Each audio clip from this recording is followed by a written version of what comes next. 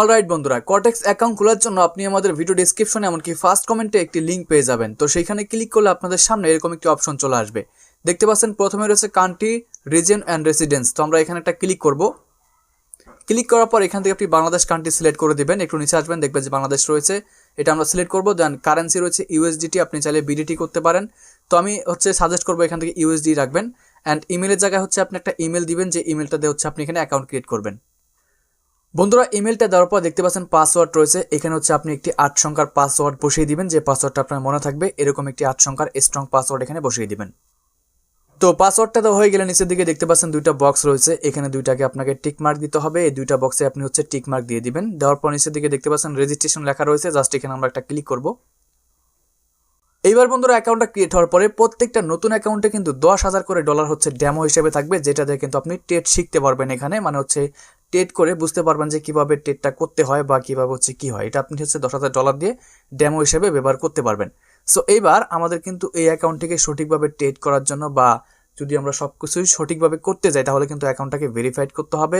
Account verify করার জন্য নিচের দিকে দেখতে পারবেন এখানে একটি ম্যান আইকন রয়েছে, জাস্ট আমরা এখানে ক্লিক করব। এইবার অ্যাকাউন্ট ভেরিফাই করার জন্য দেখতে পাচ্ছেন বন্ধুরা নিচের দিকে এখানে ফার্স্ট নেম রয়েছে, লাস্ট নেম রয়েছে, ডেট অফ বার্থ রয়েছে। আপনার এনআইডি কার্ড দেখে দেখে আপনার যে ফার্স্ট নেম, লাস্ট নেম, তারপর ডেট অফ বার্থ সবকিছু আপনি সঠিকভাবে এখানে পূরণ করে নেবেন। তো সবকিছু দেওয়া হয়ে গেলে নিচের দিকে দেখতে পাচ্ছেন সেভ লেখা রয়েছে, আমরা সেভ বাটনে একটা ক্লিক করব। তো এবার দেখতে পাচ্ছেন এখানকার ইনফরমেশনগুলো কিন্তু আমাদের সেভ হয়ে গিয়েছে। এবার আমরা যে কাজটা করব, নিচের দিকে দেখতে পাচ্ছেন ডকুমেন্ট ভেরিফিকেশন, এখানে আপলোড ডকুমেন্ট। এখানে কিন্তু আমাদের এনআইডি কার্ডের ছবি আপলোড করতে হবে। আপলোড ডকুমেন্টস, জাস্ট এখানে ক্লিক করতে হবে। অ্যান্ড আইডেন্টি ভেরিফিকেশন অপশন চলে এসেছে। এবার আমাদের যে কাজটা করতে হবে, দেখতে পাচ্ছেন এখানে একটা বক্স রয়েছে, এখানে আপনি টিক মার্ক করে দিবেন। দেন কন্টিনিউ বাটনে ক্লিক করবেন।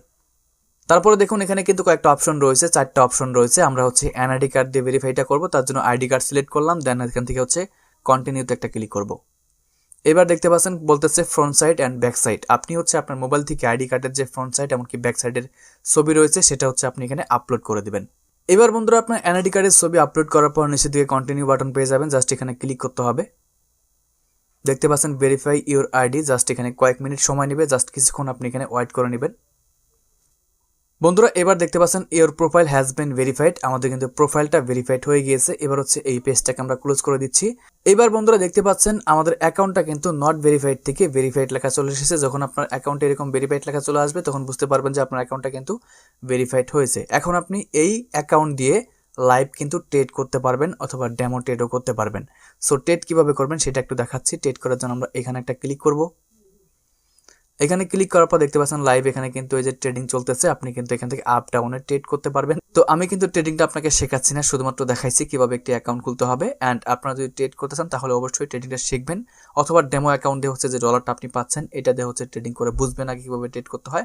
তারপর লাইভ এখানে আপনারা ডলার দিয়ে ট্রেড করবেন। সো বন্ধুরা, এই ছিল আমাদের আজকের ভিডিও। কোনো প্রশ্ন থাকলে কমেন্ট করবেন। দেখা হচ্ছে পরবর্তী ভিডিওতে। ভালো থাকবেন, সুস্থ থাকবেন। আল্লাহ হাফেজ।